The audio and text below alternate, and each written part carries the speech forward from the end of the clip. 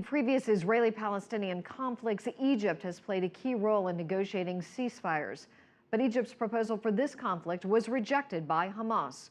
We're joined now by CCTV's Adel Mahrouky, who's in Cairo. And Adel, what's this mean for Hamas and Egypt? Well, the entire situation got tremendously worse between the newly elected Egyptian administration led by President Abdel Fattah al-Sisi, the army chief who ousted Islamist President Mohammed Morsi, and Egypt's first democratically elected president. Morsi comes from the Muslim Brotherhood, which Hamas is an offshoot of, and therefore there was a very strong ties between the Morsi administration and Hamas.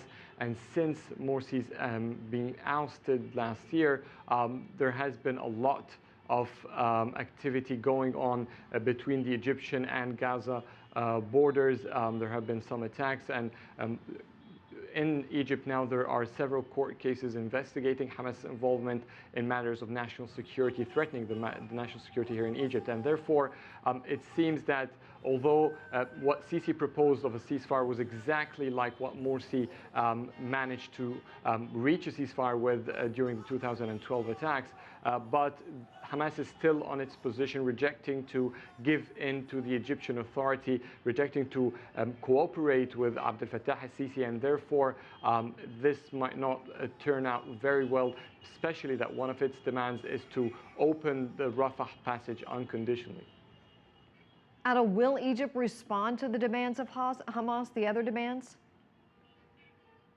Well, Egypt is saying that it will try to help the Palestinian people without referring to Hamas in particular, and therefore aid convoys enter Gaza through the Rafah passage. There is a conditional acceptance from the Egyptian authority for some Palestinians to enter, mainly those who have Egyptian identification or those who have been injured and need serious medical care.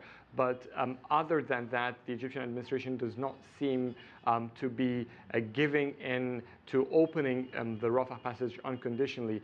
Yesterday, through a press conference between Secretary of State John Kerry and the Egyptian Foreign Minister Sameh Shoukry, Shoukry stressed that Egypt is dealing with the Rafah passage in a very cautious way, and it will do all what it can to help the Palestinians, but at the same time it has responsibilities for its own security, meaning that this might not happen soon.